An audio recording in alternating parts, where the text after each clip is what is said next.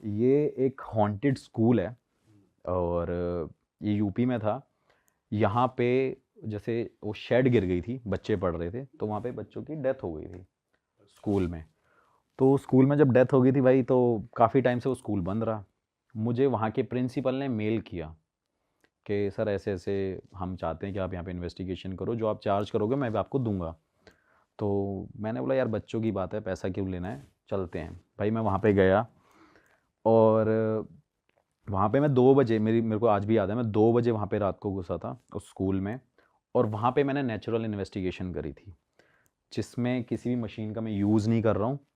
उसमें एक बैलून रखा हुआ है सामने। जैसे जैसे मैं सवाल पूछ रहा हूँ कि बेटा आप मेरे आसपास हो, और मैं बोल रहा हूँ बेटा अगर आप मेरे आसपास हो तो इस बैलून को लेफ़्ट करो, इस बैलून को राइट करो, तो आप वो वीडियो देखोगे। मतलब वहाँ पे एयर का कोई सोर्स नहीं है उस रूम के अंदर।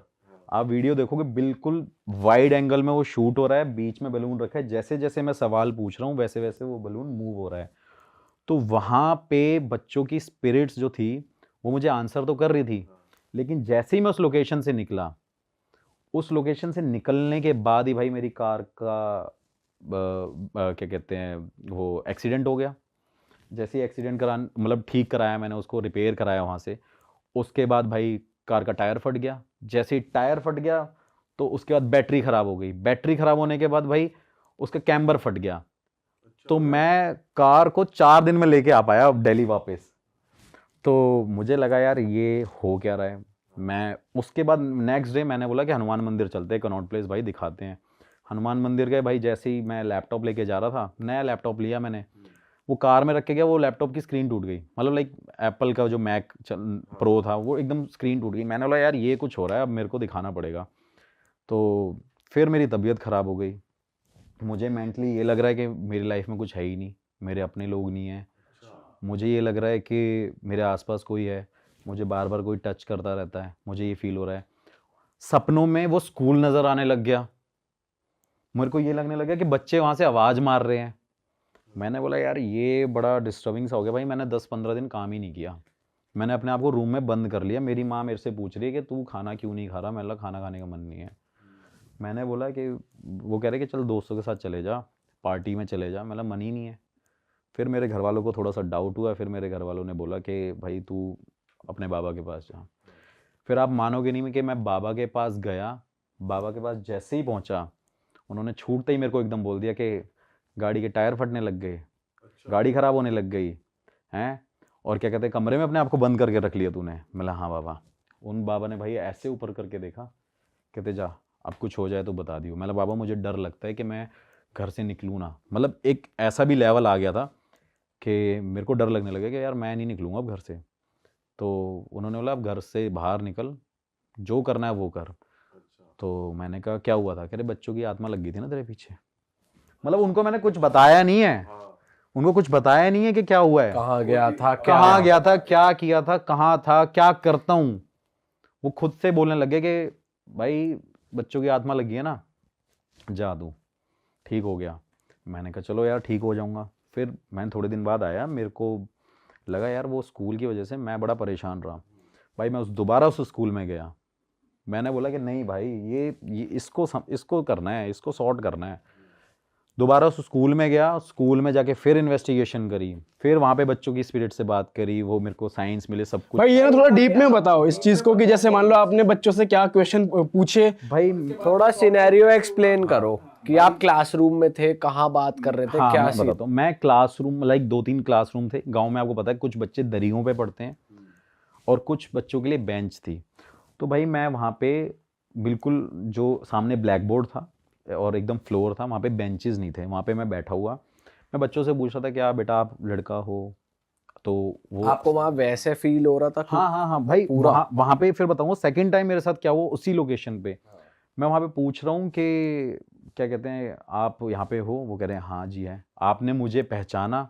तो वो ये भी आंसर कर रहे हैं कि हाँ भाई मुझे पता मतलब वो है। लेफ्ट या राइट कर रहे हैं, बलून ही लेकर नहीं गया उस टाइम सेकंड टाइम बलून शायद मुझे याद नहीं है, लाइक हाँ बलून भी था और वो भी थे, लाइक फिर वो ईएमएफ मशीन्स। मीटर मशीन्स भी थी। क्योंकि मैंने सोचा था कि मैं नेचुरल इन्वेस्टिगेशन ज़रूर करूँ यार। लोगों के माइंड में डाउट होता है ना भाई, मशीन झूठ भी बोल सकती है। पर ये बलून क्या ये उस बोला जाता है कि भाई ये नेचुरल उसमें आता है कि वो ऐसी एनर्जीज कैच कर लेता है, भाई, बलून में पहली बार बैलून मतलब मेरे को एक ऐसा एक गैजेट लगता है जिसको आप रॉन्ग प्रूफ नहीं कर सकते। जैसे मैंने एक रूम में वहां पे बैलून रख दिया, एयर का कोई सोर्स नहीं है, वो मूव होगा ही नहीं भाई। आप दूर से बैठ लो, वहां पे मूव होगा नहीं अनटिल अनलेस जब तक उसमें कोई प्रेशर नहीं लग रहा होगा। तो वहां पे मैं बोल रहा था कि अगर हो तो आप इस बैलून को मूव करो। और वो भाई वो इतना सेंसिटिव चीज़ है, एक बैलून इतनी सेंसिटिव चीज़ है, आप उसे हल्की सी फूंक मारोगे वो एकदम उड़ने लग जाएगा। तो मुझे लगा कि ये एक मेरा प्रोसेस है, मतलब आप कह सकते हो कि इसे इन्वेस्टिगेट करने का।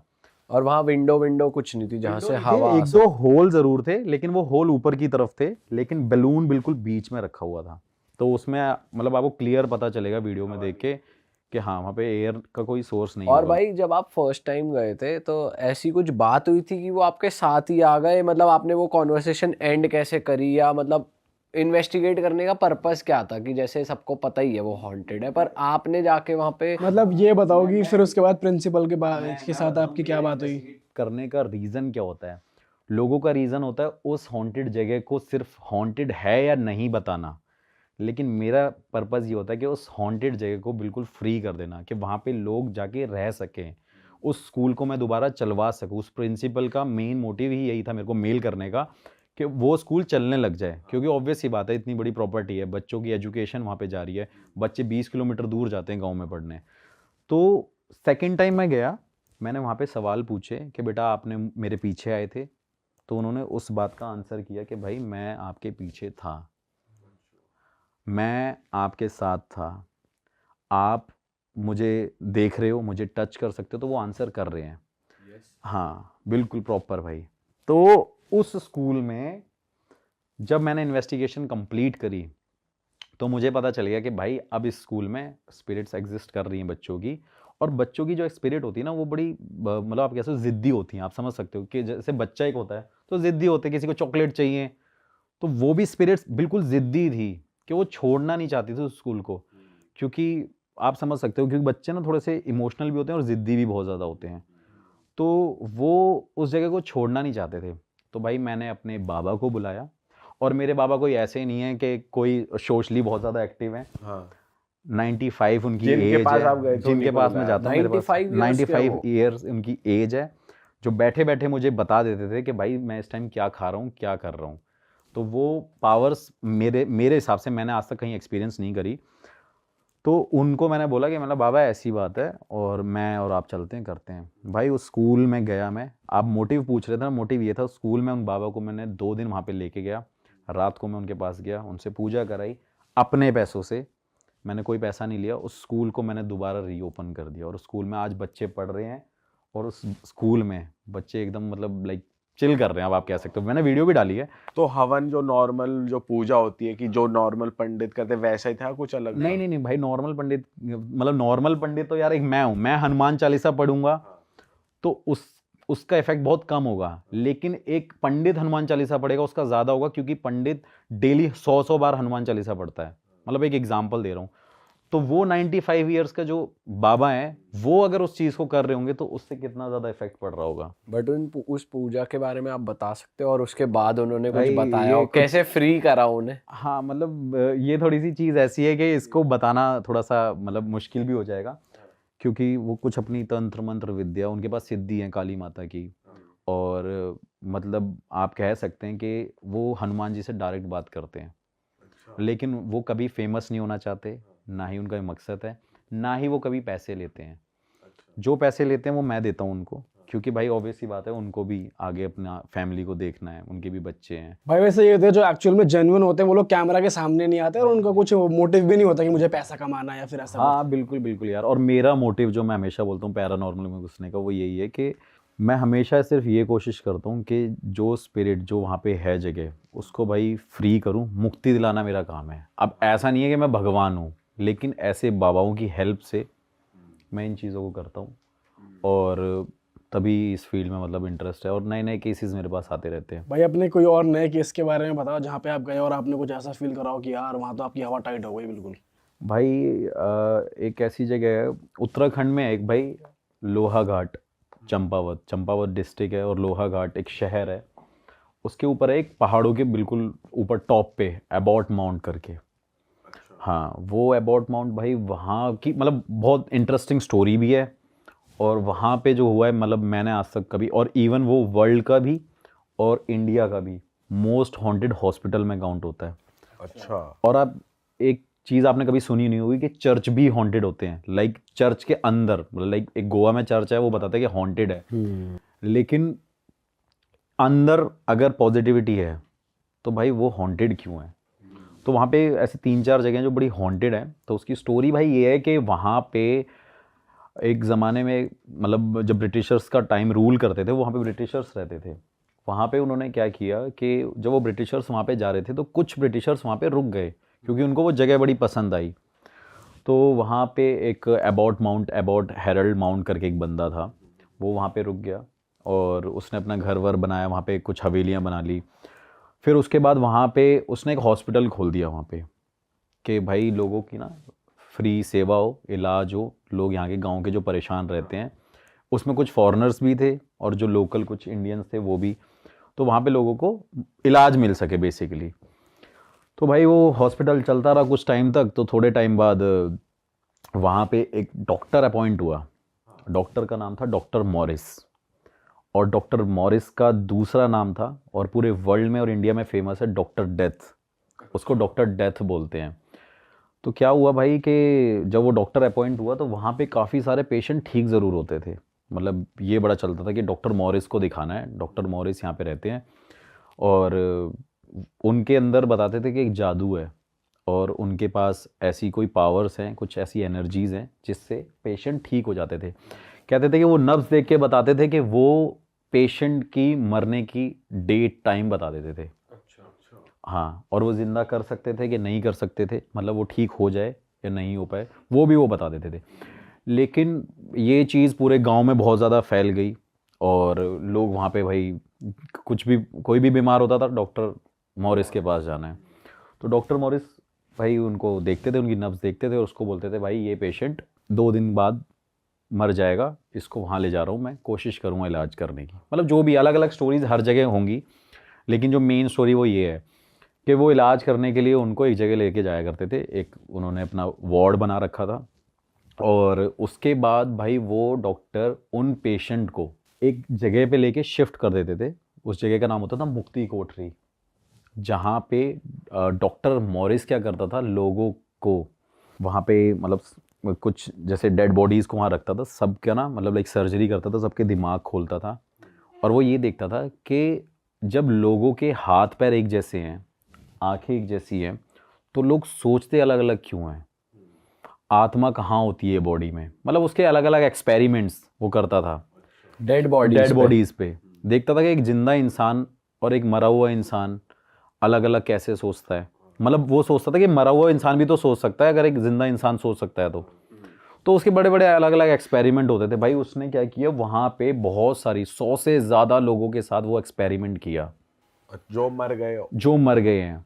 और गांव वालों को ये हुआ कि यार ये जो टाइम डेट डिसाइड करता था वो उसकी मतलब बीमारी को लेके डिसाइड नहीं करता था, वो इसलिए डिसाइड करता था क्योंकि नेक्स्ट डे उसको या सेकंड नेक्स्ट डे उसको भाई मारना है और उनके साथ एक्सपेरिमेंट करना है, देखना है कि भाई ये करते क्या हैं, ये हैं क्यों, ये इंसान सोचता कैसे है, इनका दिल कैसे धड़कता है, ये सब कुछ मतलब सारी चीज़ें जो भी उसका प्रोसेस होया करता होगा। उसके बाद दिल्ली से भाई एक डॉक्टर अपॉइंट हुआ काफ़ी साल बाद। लोग गाँव में हबड़ा तबड़ी मच गई कि भाई ये डॉक्टर मॉरिस सारे पेशेंटों को अंदर ले जाता है और छोड़ता नहीं है, बताता नहीं है ऐसा क्या होने लग गया है। क्योंकि स्टार्टिंग में तो वो डॉक्टर मॉरिस ठीक था, लेकिन वो कुछ टाइम बाद जाके डॉक्टर डेथ के नाम से फेमस हो गया। और जब दिल्ली का डॉक्टर अपॉइंट होता है वहाँ पे जाता है, वो बताता है कि भाई डॉक्टर मॉरिस ये रिसर्च करता था यहाँ पे। अब जो इंसान ज़िंदा था वो उसे बेहोश करके उसके साथ एक्सपेरिमेंट करेगा, तो भाई कहीं ना कहीं उसकी आत्माएं भटकेंगी वहाँ पे। तो 100 से ज़्यादा बताते हैं कि वहाँ पे आत्माएं भटकती हैं और वहाँ पे चर्च भी है, ग्रेवयार्ड भी है और वो हॉस्पिटल भी है। अब पहला स्टेप क्या है, पहला भाई चर्च है। बताते हैं कि डॉक्टर मॉरिस की आत्मा वहाँ पे भटकती है, डॉक्टर डेथ की आत्मा उस चर्च में भटकती है। उस चर्च में मैंने इन्वेस्टिगेशन करी है, वहाँ मुझे साइंस मिले थे। क्या साइंस? वहाँ पे भी भाई मैं एक ऐसा इक्विपमेंट लेके गया था, वो भी नहीं था, उसमें भी काफ़ी सारे सेंसर्स थे। मैंने क्वेश्चन जब पुटअप करे थे तो वहाँ पे डॉक्टर मॉरिस नहीं था, लेकिन कुछ और स्पिरिट थी, और वो स्पिरिट वो थी जिनके साथ उस ज़माने में एक्सपेरिमेंट हुए थे। पूछा उनसे। हाँ। फिर सेकंड मैंने इन्वेस्टिगेशन करी, वहाँ पे ग्रेवयार्ड थी, उस ग्रेवयार्ड के पास मैं गया। ग्रेवयार्ड में मैं देख रहा हूँ कि भाई वहाँ पे ना मतलब बड़ी बड़ी ऑब्स दिख रही हैं, ऐसा दिख रहा है, वाइट शेडो दिख रही है। और वो फेमस जगह इसलिए भी है क्योंकि वहाँ पे सबसे ज़्यादा टाइगर और पैंथर मिलते हैं। पैंथर्स बहुत हैं वहाँ पे, मतलब नॉर्मली इंसान नहीं जा सकता भाई वहाँ पे, रात को तो नहीं निकल सकता। और पहले भी मैं वहाँ पे गया था, लेकिन हम वापस आ गए थे। और वहाँ पे कुछ फॉरेनर्स ने भी वीडियो बनाई है, जब उन्होंने टेंट लगाया था तो उसके आसपास टाइगर भटक रहे थे। अच्छा। हाँ, तो काफ़ी लोग ऐसे भी हैं जो वहाँ पे जाने की कोशिश कर चुके हैं लेकिन कर नहीं पाए। उसके बाद भाई ग्रेवयार्ड के पास गया, वहाँ पे साइन मुझे नहीं मिले, लेकिन मुझे आसपास अपनी नेगेटिविटी बहुत ज़्यादा फील हो रही थी। सब कुछ दिख रहा था कि भाई कोई शैडो ज़रूर है। अब कई चीज़ें हम कैमरे में रिकॉर्ड नहीं कर सकते, हवा को रिकॉर्ड नहीं कर सकते, महसूस कर सकते हैं। तो वैसी वो चीज़ें मुझे महसूस हो रही थी और दिख भी रही थी, लेकिन कैमरे में रिकॉर्ड नहीं हो रही थी। लेकिन अगर आप मेरी उस वीडियो को देखोगे तो शायद उसमें आपको वो दिखेगा कि एक ऐसी लाइट वहाँ से आ रही है जहाँ से कोई मतलब ही नहीं बनता लाइट आने का। तो उसके बाद भाई मैं उस हॉस्पिटल में गया जहाँ पे एक्चुअली वो एक्सपेरिमेंट स्टार्ट करता था और शिफ्ट करता था, वो दूसरी जगह थी। थोड़ा एक्सप्लेन करो कैसा था वो हॉस्पिटल। भाई मैं बताता हूँ कि वहाँ पे हम ट्रैक करके गए काफ़ी आगे तक, 1 किलोमीटर ऑलमोस्ट हमने वहाँ पे ट्रैक किया होगा। आज तक वहाँ पे नॉर्मल इंसान कोई भी नहीं जाता। वहाँ पे हम ट्रैक करके गए, ट्रैक करने के बाद हम झाड़ियों जंगलों के बीच में से निकले। फिर वहाँ पे देखते हैं एक बहुत पुराना, जैसे नहीं जंक यार्ड बना होता है, तो वहाँ पे वो काफ़ी पुराना ऐसा बना हुआ था, बहुत लंबा सा था। और वहाँ पे अलग अलग रूम्स बने हुए थे, जैसे हॉस्पिटल में होते हैं कि भाई ये मेडिसिन यहाँ मिलती होंगी, यहाँ पे डॉक्टर्स होते होंगे, यहाँ पे टेस्ट होया करते होंगे। तो वो काफ़ी बहुत पुराना है और अंग्रेज़ों के टाइम का है वो। आई थिंक 1915 समथिंग ऐसा कुछ है, 42-15 के बीच में तो ये। पुरानी अलमारियां, कबर्ड वगैरह, बेड वगैरह सब पड़े हैं वहाँ मतलब हाँ भाई, लॉक लगा हुआ है, काफ़ी जगहों पे लॉक है, बट वो गेट पुराने हैं और वो विंडोज़ पुरानी है एकदम। वहाँ पे दिख रहा है कि यार सब कुछ ऐसा है जो पुराने ज़माने में ही था, कुछ वहाँ पे नया नहीं हुआ। उसके बाद मैंने वहाँ पे इन्वेस्टिगेशन करी। वहाँ पे इन्वेस्टिगेशन करने के बाद मुझे कुछ फील नहीं हुआ, मेरे मशीन्स पे कुछ फील नहीं हुआ, लेकिन मेरे आसपास मुझे ये फील हो रहा था, मेरे पूरे बीएड की जो रोंगटे थे खड़े हो गए, मेरे पैरों के रोंगटे खड़े हो गए। और उस जगह पे मैं हिम्मत नहीं कर पा रहा था कि भाई मैं पूरे हॉस्पिटल को एक बार ऐसे लुक अराउंड कर लूँ, पूरा सर्कल करके ऐसे देख लूँ, घूम के देख लूँ। तो वहाँ पे भाई हिम्मत नहीं हो रही थी मेरी। लेकिन वहाँ का जो एक्सपीरियंस था ना, बहुत वियर्ड था मेरे लिए। मुझे लग रहा था कि यार यहाँ पे आना मैंने गलत डिसीज़न लिया है, मेरा डिसीज़न बहुत गलत है यार, मेरे को यहाँ आना नहीं चाहिए था। क्योंकि मुझे ऐसा लग रहा था कि बार बार कोई ना कोई पैंथर आ जाएगा या कोई ना कोई स्पिरिट्स मेरे साथ लग जाएंगी और जिससे मैं शायद ना बच पाऊँ। वो जगह मेरे लिए थी एक ऐसी, क्योंकि वहाँ पे कुछ ब्रिटिशर्स भी मरे थे, कुछ इंडियंस भी मरे थे। तो सबको समझना मुश्किल है। आप एक स्पिरिट से तो डील कर सकते हो, 2 से कर सकते हो, लेकिन जब वो 50-100 से ज़्यादा होंगी तो आप शायद डील नहीं कर सकते हो।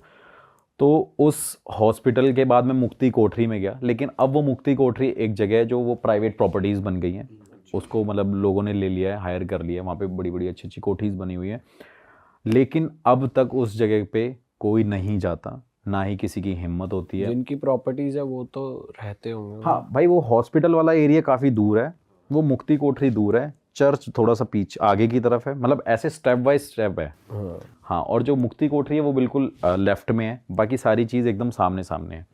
तो वहाँ पे भाई कोई हिम्मत नहीं करता जाने की। आपको ऐसे कोई इंडिकेशंस नहीं मिले कि यार कुछ आवाज आ रही है, खिड़की खुल गई या भाई दरवाजा बंद, चर्च में मिले थे, चर्च में मिले थे। और वो एक्सपीरियंस मेरा एक ऐसे था कि मैंने वहाँ पे जब मैं चर्च की विंडो से देख रहा था तो मैंने किसी को जाते हुए देखा था, लेकिन वो बात मैं ऑन कैमरे नहीं बोल सकता क्योंकि लोगों को लगेगा कि मैं झूठ बोल रहा हूँ। लेकिन रिकॉर्ड नहीं कर पाए थे वो आप। रिकॉर्ड, क्योंकि मैं चर्च में था, मैं शूट कर रहा था, मतलब कैमरा मैन ऐसे शूट कर रहा है, मैं इधर खड़ा हुआ, मेरे को वो विंडो दिख रही है सामने, और वहाँ से भाई मैंने जाते हुए लोगों को देखा। कितने लोगों को? हाँ, मतलब 2 लोगों को जाते हुए देखा, किसी को जाते हुए देखा मैंने। और उस टाइम पे मुझे लगा कि शायद हो सकता है कोई लोकल बंदा आ गया हो, लेकिन जैसे ही मैंने उस वीडियो को पॉज किया और मैंने बाहर जाके देखा, वहाँ पे कोई भी नहीं था भाई। तो भाई मेरे पास एक मेल आता है, मेल में एक बंदे का मेरे पास मैसेज आता है लखनऊ से कि सागर भाई मेरे घर में बहुत बड़ी समस्याएं हैं, और ऐसे ऐसे करके उसने पूरा हिंदी में लिखा हुआ होता है। मैं भाई पढ़ता हूँ, मैं सोचता हूँ कोई होगा बंदा, गाँव का होगा, उसने मेरे को मेल किया होता है। मैं पढ़ता हूँ, फिर अपनी टीम को बोलता हूँ एक बार इससे कांटेक्ट कर लेना, क्या प्रॉब्लम है। वो बंदा भाई मुझे बोलता है कि भाई मैं आपका एक्सपेंस दूंगा, आप मेरी कहानी सुनने मेरे घर आओ। अच्छा। हाँ, मैं उसके पास फ़ोन करता हूँ, बात करता हूँ कि सर ऐसी सी बात है, मैं तो आ नहीं पाऊँगा, मैं टीम को भेज देता हूँ, आप उनको स्टोरी बता दो, आपकी जो प्रॉब्लम होगी वो सॉल्व करा देंगे, अगर मेरे बस की होगी यहाँ से कराना तो। क्योंकि भाई मोस्टली जो पूजा पाठ भी मैं कराता हूँ ना, अब लोगों को घर में नहीं करा सकते हम, क्योंकि पूजा घर में किसी की पॉसिबल ही नहीं है। जो लोग बोलते हैं ना हम अपने घर में पूजा करा लेते हैं, क्योंकि आपका मन अशांत ही नहीं होता, आपके माइंड में 100 चीज़ें चलती हैं। मैंने अपनी खुद की पूजा जो कराई थी भाई, एक अभी रिसेंटली नवरात्रे में से पीछे वाले में, मैं पंडित जी के पास 5-10 मिनट बैठता था, क्योंकि मैं नहीं चाहता मेरे पास कोई दूसरा थॉट भी आए। तो उस टाइम मेरे पंडित जी 8 घंटे मेरे घर में पूजा करते थे, क्योंकि भाई नेगेटिविटी में रहना, हमेशा इन चीज़ों में रहना। तो मैंने उनको बोला कि मैं भेज दूंगा, आप उसे बता देना, मैं पूजा बाहर करा दूंगा, आपको वीडियोस भेज देंगे या कुछ ऐसा होगा। वो भाई कहता है कि नहीं सर आपको आना पड़ेगा, आप अमाउंट बताइए अपने आने का। भाई मैं उसे बोलता हूँ सर अमाउंट क्या मांगूंगा, मैं जो भाई लगेगा आने का खर्चा भाई दे देना, और क्या है। हम लखनऊ की बात है, चलो मैं अपना वाराणसी चले जाऊँगा घूमने। तो भाई वो अमाउंट भेजता है, मैं वहाँ जाने के बाद मुझे पता चलता है कि वो एक आप कह सकते हो कि एक पार्लियामेंट का ही बंदा था। अच्छा। हाँ, जो भाई स्पीकर थे, वो एक पावरफुल बंदा मतलब। पावरफुल बंदा स्पीकर था, बता रहा हूँ आपको, स्पीकर थे, अब वो छोड़ चुके हैं उस चीज़ को। तो मैं उनसे मिलता हूँ, मैं बड़ा शॉक्ड होता हूँ भाई। उनके घर पे जाता हूँ, वैसे 4 फॉर्च्यूनर खड़ी हुई हैं, गाड़ियाँ खड़ी हुई हैं, इनोवा खड़ी हुई है। मैं जाता हूँ उनके घर में, एंटर करता हूँ, मैं सोचता हूँ भाई मैं कहाँ मिलने आ गया किसी से। अब मैंने उनसे पूछा कि सर आपकी परेशानी क्या है। मेरे से कहते कि मेरा एक भाई था, नवाब सिंह नाम है उसका, ऐसे करके बोलते हैं। कह रहे उसको ना मार दिया गया था, और वो भाई मेरा मेरे घर में घूमता है। अब हाँ, अब यार इतना बड़े लेवल का बंदा है वो, मेरे से ये बात बोल रहा है, तो एजिड भी हैं वो अंकल। तो मैंने उनको बोला, मैंने कहा सर घर में घूम रहा है आपके। कहते हाँ। कह रहे लेकिन इसको वेरीफाई करने के लिए तुम्हें एक जगह पे जाना पड़ेगा। अब मैं पूछता हूँ कि वो कौन सी जगह है, तो वो मुझे जगह बताते हैं। जगह भी मैं बता दूँगा आपको कहाँ पे है। मैंने उनसे परेशानी क्या है, कह रहे मैं भाई ऐसे ऐसे स्पीकर रहा हूँ, और मैं अभी यहाँ झांसी में रहता हूँ ज़्यादातर, बाकी लखनऊ आया था, मेरा यहाँ पे घर था, मेरे को आपसे मिलना था, आपसे डिस्कस करना था। मैंने ठीक है करिए। भाई मैं उनसे मिला, उनसे बात करी, उन्होंने मुझे बताया कि मेरे भाई को जहर दे के मार दिया गया था। मेरे भाई को जहर दिया और उसे मार दिया। मैंने कहा अच्छा, उसके बाद क्या हुआ। फिर मेरे से कहते हैं कि उसके बाद उसने मेरे पूरे घर में किसी को जीने नहीं दिया। और उस टाइम पे भाई क्या होता था कि जब जब वो घर में लोग उसके रहे हैं, उस लखनऊ वाले घर में, तो उस घर के अंदर उसके भाई की स्पिरिट उन सबको दिखती थी, हर एक फैमिली मेम्बर जिस को। घर में आप मिलने गए थे उसी घर में, सेम घर में? हाँ, कहते हैं हमारे घर में ये स्पिरिट सबको दिखती है, स्पिरिट सबको दिखती है। और क्या कहते हैं, सबसे बड़ी प्रॉब्लम भाई ये है कि हमारे ना सारे काम बंद हो गए। हमारी एक राइस मिल की फैक्ट्री है, वो भी बंद हो गई है। उनकी एक राइस मिल की फैक्ट्री थी, वो भी बंद हो गई है। कह रहे मेरे से जो छोटे वाला बेटा है, वो हर बार सिर्फ ये करता है कि मुझे सुसाइड करना है, मुझे सुसाइड करना है, मैं मरना चाहता हूँ, विदाउट एनी रीज़न। तो मैंने कहा प्रॉब्लम क्या है। कह रहे मैंने हर जगह पूजा पाठ कराई, सब कुछ कराया, हर जगह दिखाया, बागेश्वर धाम भी गया मैं, सब जगह गया, मतलब भेजा होगा अपनी अप्रोच लेके। तो कह रहे मैं वहाँ पे भी गया, लेकिन मुझे लगा कि शायद मेरी चीज़ें ठीक हो जाए। बालाजी भी गया, तो मैंने कहा इससे थोड़ी होगा कि आप गए हो तो चीज़ें ठीक हो जाए। आप अपने घर में पूजा पाठ कराइए, हो सकता है उसे शांति ना मिली हो इंसान को, हो सकता है वो अभी भी क्या कहते हैं, वो अंतिम संस्कार सही अभी ना भी हो। प्रेत योनि में हो। तो मेरे से कहता तो बेटा आप एक काम करो, मेरी हेल्प करो। मैंने कहा सर मैं देखता हूँ। इस बीच में भाई एक चीज़ और है कि उसके घर में जितनी भी लेडीज़ हैं उनको वो श्राप उसके मरने के बाद हो गया, उनके घर में कोई प्रेग्नेंट नहीं हुआ अब तक। अच्छा। मतलब जैसे उसके बेटे की शादी हुई तो उसको काफ़ी टाइम हो गया, फिर उसी का भाई हो गया, उसके बेटे की शादी हुई, उनका भाई क्या कहते हैं कोई प्रेग्नेंट नहीं हुआ, वो श्राप उनको चढ़ा हुआ था। तो मैंने बोला हो सकता है सर कि उन्हीं की वजह से सब कुछ हो रहा हो। फिर वो मुझे जगह बताते हैं कि अब एक काम करना, तुम इस जगह पे जाना। उसकी वीडियो मैंने डाली नहीं है, मैंने बनाई थी, लेकिन उन्होंने मेरे को लोकेशन बता दी। और ये गांव वालों को भी नहीं पता, ये लोगों को भी नहीं पता कि एक मंदिर में आप सोचो, एक शिव जी का मंदिर है, हनुमान जी का मंदिर है, उसके अंदर किसी इंसान की तस्वीर लग सकती है? नहीं लग सकती। नहीं लग सकती ना। उस जगह पे भाई उस इंसान की आकृति जैसा उसको स्थान दिया गया है। मतलब ये बहुत बड़ी बात है। आप एक सोचो कि एक इंसान को आप भगवान से तुलना करके बता रहे हो कि इस इंसान को वहाँ पे रखा गया है। भाई मैं उस जगह पे जाता हूँ, मैं शाम तक वेट करता हूँ। शाम तक वेट करने के बाद उन्होंने मेरे को ये बताया, मैंने कहा सर ठीक है मैं एक बार इन्वेस्टिगेशन करने ज़रूर जाऊँगा वहाँ।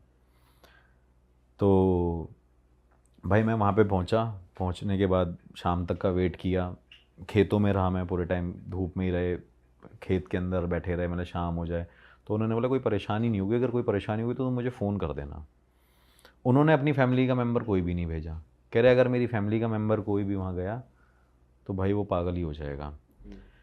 अब रीज़न ये था कि वो जो बंदे की डेथ हुई थी तब वो बंदा उस जगह पे प्रेजेंट था जहाँ पे उसका वो मंदिर बनवाया गया है। हाँ, उस टाइम पे क्या हुआ भाई कि वहाँ पे उस इंसान ने मतलब अपने आप की मृत्यु वो हुई, मतलब अपने आप को मार ही लिया था एक तरीके से। वो दोस्तों के साथ मिला, उनके साथ कुछ खाया पिया, उन्होंने उसको अप्रोच किया, जहर दे दिया, ज़बरदस्ती खिला दिया उसको मना भी किया गया था कि अपने इन दोस्तों के साथ मत रहे। और ऐसा नहीं कोई नॉर्मल लोग थे, वो भी हाई प्रोफाइल लोग ही थे। तो भाई उन्होंने मना किया था तो उसे जहर दे के मार दिया गया। उस बीच में भाई उसने क्या किया, वो इंसान प्रेत योनि में चला गया। प्रेत योनि में जाने के बाद जो इंसान उस जगह से गुजरा भाई, ये हकीकत बात है, मेरे पास एक इंटरव्यू भी पड़ा हुआ है छोटा सा, मैं आपको दिखा दूंगा। न्यूज़ में आया था? न्यूज़ में नहीं आया भाई, ये चीज़ें न्यूज़ में कहाँ ही डालते हैं। मतलब इंटरव्यू किसका था? इंटरव्यू एक बंदे का है जो लोकल बंदा है ना वो वहाँ का। आप ही ने लिया वहाँ? हाँ, मैंने रात को ऐसे ही उसको, शाम को मेरे को मिला तो मैंने बोला भाई वहाँ पे चलो, तो कह रहा मैं नहीं जाऊँगा वहाँ पे, मैं वहाँ पे जाऊँगा ही नहीं। मैंने कहा भाई साहब क्या दिक्कत क्या है, मैंने उससे भी थोड़ा सा वेरीफाई किया। वो उसने मेरे को फिर बताया कि यहाँ पे जो भी आया है या तो वो उसका मानसिक संतुलन हिल गया है, मेंटली डिस्टर्ब हो गया है वो, और यहाँ पे कई लोगों की डेड बॉडीज़ भी मिली हैं कि मतलब जैसे कोई ना कोई मर गया हो सकता है रीज़न कुछ और होगा, लेकिन क्या है वो क्लेम उनको करते हैं और ब्लेम भी उनको ही कर रहे हैं कि इनकी वजह से होता है। इस बीच में भाई क्या हुआ कि वहाँ पे जो 4 लोग थे जिनको उन्होंने मारा था, तो वो लोग वहीं पे उसी जगह पे मारे गए, एक एक करके वो उन इंसानों को मार दिया। हाँ, और वो मारा किसने, वही जो बंदे को Spirit जहर दिया गया था, उस स्पिरिट ने, वो प्रेत योनि में था। फिर लोगों को लगा कि भाई ये क्या कहते हैं, ऐसे ऐसे लोग मर गए हैं, यहाँ पे ये सब हो गया, जो यहाँ पे जाता है वो मेंटली डिस्टर्ब हो जाता है। और सबसे बड़ी बात ये कि उसके घर में वही घूम रहे हैं, हाँ, वहाँ भी दिख रहा है और यहाँ भी दिख रहा है, यहाँ भी दिख रहा है। और आप जब गए थे आपको कुछ नहीं हुआ? भाई मैं बता रहा हूँ, मैं सच बता रहा हूँ, मैंने जैसे ही थोड़ा से कदम बढ़ाए ना भाई, मैं वापस आ गया, इतनी तेज़ हवा चलने लग गई। फिर मैंने मेरे को खुद डर लगा भाई वहाँ पे। और मुझे डर पता है क्या लग रहा था कि जिस तरीके से उसकी फैमिली में और उन लोगों ने बताया था ना मुझे स्टोरी कि वहाँ पे वो रहते हैं। और हाँ, एक चीज़ और है कि वो जो मेंटली डिस्टर्ब होते हैं वहाँ पे बताते हैं कि यहाँ लाल कपड़ा पहन के कोई नहीं आता। और सोचो हनुमान जी का मंदिर है, यहाँ पे लाल कपड़ा वर्जित है, उसके मेंशन कर रखा है कि आप लाल कपड़ा पहन के यहाँ पे नहीं घूम सकते, चाहे दिन में चाहे रात। हाँ, मतलब दिन में तो लोग चलो मंदिर जाते हैं, 6 बजे के बाद वहाँ कोई नहीं जाता, अलाउड ही नहीं है किसी को जाने के लिए, प्रॉपर ताले लग जाते हैं वहाँ पे। बट वही उन्होंने मेरे को परमिशन दे दी थी, वो कह रहे थे आप जाओगे अपने रिस्क पे पर। तो मैंने कहा चलो ठीक है, वो कोई प्रॉब्लम नहीं है, हम चले जाएंगे। भाई मैं गया वहाँ पे, हवा चलने लगी, मुझे सच में ऐसा लगा कि कोई इंसान घूम रहा है वहाँ पे, कोई है। और उनकी जो बना रखी थी ना आकृति, वो भी थोड़ी सी ऐसी एक कह सकते हो, मतलब अब मेरे को बोलने में भी डर लग रहा है कि वो भयानक सी थी थोड़ी, मतलब देख के डर लग रहा था, मतलब यार ये इंसान मेरे को यहीं अटैक ना कर दे। तो मैं भाई उनको बोलने लग गया, मैंने यार डर तो थोड़ा सा लग रहा है यार, चल लेते हैं वापस। तो फिर एक मेरा कैमरामैन बड़ा ऐसे वही है बड़ा, अरे चलो ना भैया यार कोई बात नहीं है वो। मैंने कहा मुझे अपनी चिंता नहीं होती, मेरे को तुम्हारी चिंता होती है भाई, तुम्हारे साथ कुछ हो गया, क्योंकि मेरे बहुत सारे कैमरामैन छोड़ के चले गए हैं मुझे इस चक्कर में, जाएंगे ही भाई, बड़ी हाँ। मुश्किल से आते हैं भाई पकड़ में, पैसे दे दो तब भी नहीं आते। हाँ। फिर कहते हैं वो, मुझसे कह रहा चलो चलो चलते हैं भाई। मैं उसके पास गया, उसके पास जाने के बाद मैंने उसको बोला कि भाई इन्वेस्टिगेशन है, जल्दी जल्दी शुरू करेंगे, कहानी वानी में टाइम वेस्ट नहीं करेंगे। और आप मानोगे नहीं कि मैं उस मंदिर के अंदर एंटर हुआ, मुझे सच में फील हुआ कि वहाँ पे कुछ है। मेरे वही अपना जो पर्सनल सेंसर मेरा बन रखा है, मेरे गूज बम्स खड़े हो जाना, ये सारी चीज़ें, साथ वालों के साथ भी यही हुआ। वो बंदे जब मेरे साथ गए, उन्होंने मेरे को छूटते ही मेरे पीछे से हाथ पकड़ के ऐसे बोला कि भैया यार चल लो यहाँ से ना, डर लग रहा है। और सबसे मैंने बोला भाई मंदिर भी है यहाँ पे, डरना क्यों है, ऐसा भी कुछ नहीं है, एक बार चल के देख लेते हैं। भाई आप मानोगे नहीं कि मैंने वहाँ से, उस मंदिर के वहाँ से निकल के इन्वेस्टिगेशन भी थोड़ी सी दूर करी, मतलब मंदिर के पास नहीं करी, और जो स्टोरी टेलिंग भी करी ना वो भी थोड़ी दूर करी। लेकिन वहाँ पे जब मैंने वो सवाल पूछे ना भाई कि यहाँ पे ऐसा ऐसा ऐसा सब कुछ है, तो भाई वहीं पे हर एक सवालों के मेरे को जवाब मिले। दूर खड़े होके भी जवाब आ रहे थे? हाँ हाँ हाँ भाई, दूर खड़े हुए मेरे को बोला कि भाई अब भाई डेथ तो वहीं हुई थी उनकी, पूरा एरिया ही वहीं है उनका, तो मुझे वो आंसर मिल रहे थे। लेकिन एक डर जो मुझे बार बार लग रहा था ना, मुझे लग रहा था कोई अटैक ना कर दे, और ये मैं गलत हूँ कि ऐसा नहीं होगा, लेकिन वो जो डर है ना एक, वो अंदर बैठ गया, क्योंकि उन्होंने भी ये बोला और गाँव के वाले बंदे ने भी मेरे को ये बोल दिया कि भाई अटैक ना कर दे। मैंने कहा चलो ठीक है भाई, यहाँ पे एक काम करते हैं, रुक जाते हैं।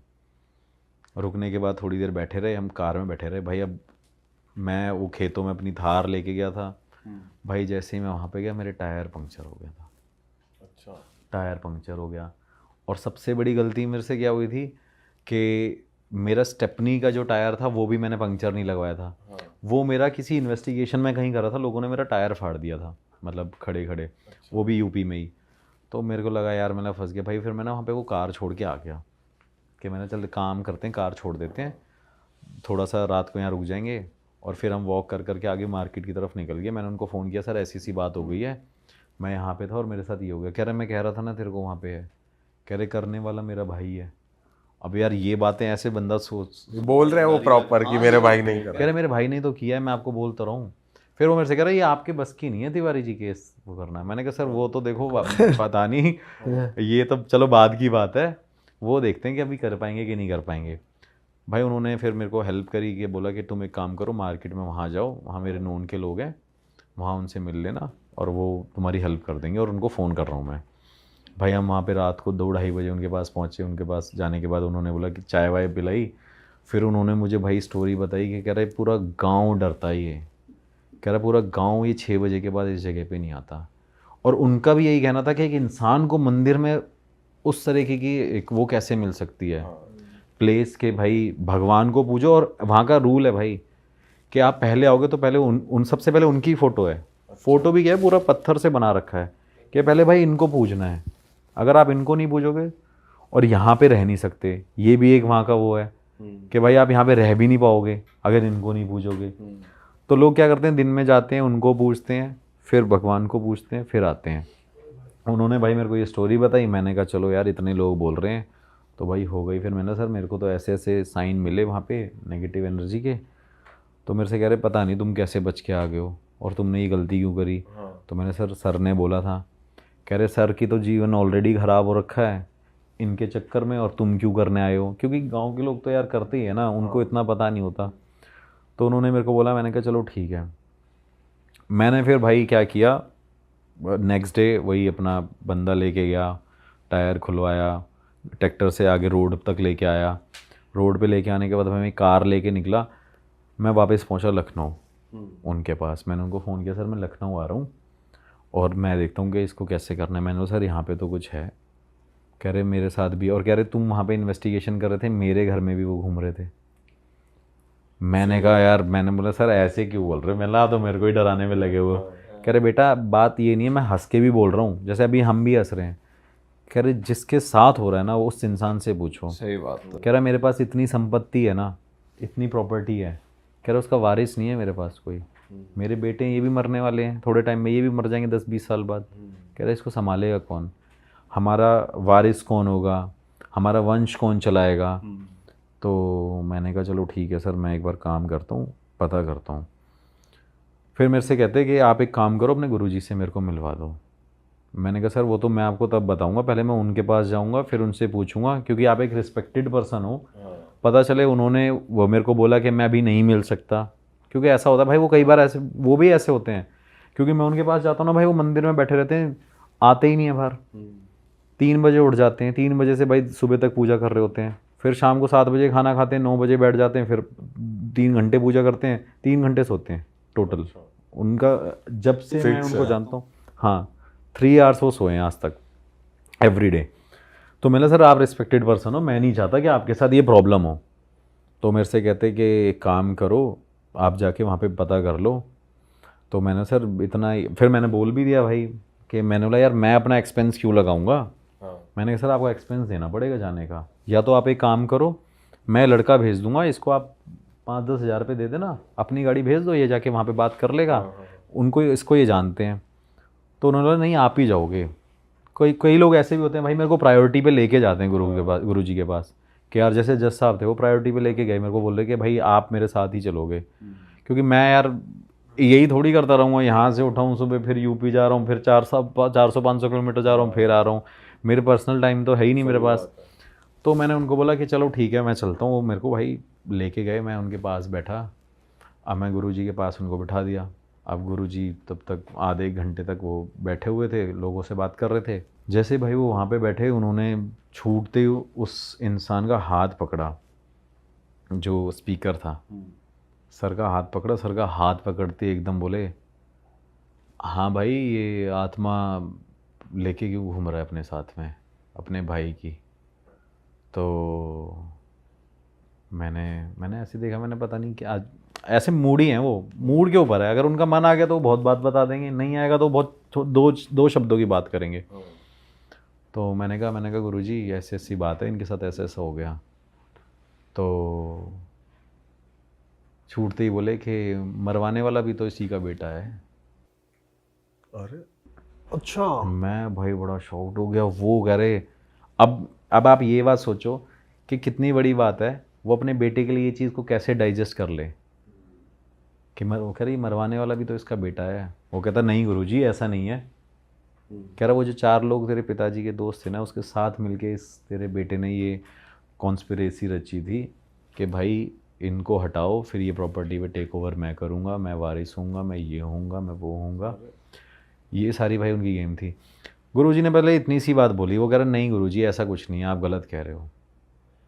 गुरुजी ने बोला आंखें बंद करो। भाई उसने आंखें बंद कर ली, 5-10 मिनट तक आंख बंद करके गुरुजी ने उसका हाथ पकड़ा हुआ था।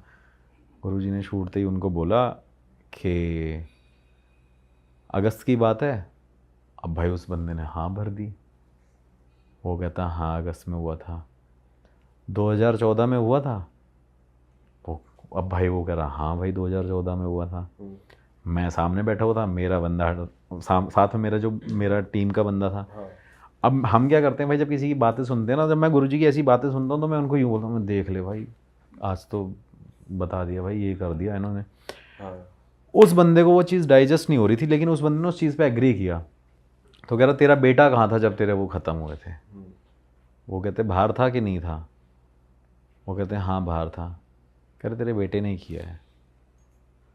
कह रहे ये जो श्राप मिला हुआ है ना तुमको, तुम्हारे परिवार को, अब क्योंकि जो चाचा की फैमिली थी वो तो पूरी बन ही नहीं पाई। तेरे 2-3 बेटे हैं और तेरी जो बेटी हैं वही चल रही थी। कह रहे उसमें उसने किया था ये सब कुछ, और सिर्फ भाई रीज़न क्या है, प्रॉपर्टी। तो उन्होंने बोला ठीक है गुरुजी हो सकता है। अब वो बंदा भाई रोए वहाँ पे।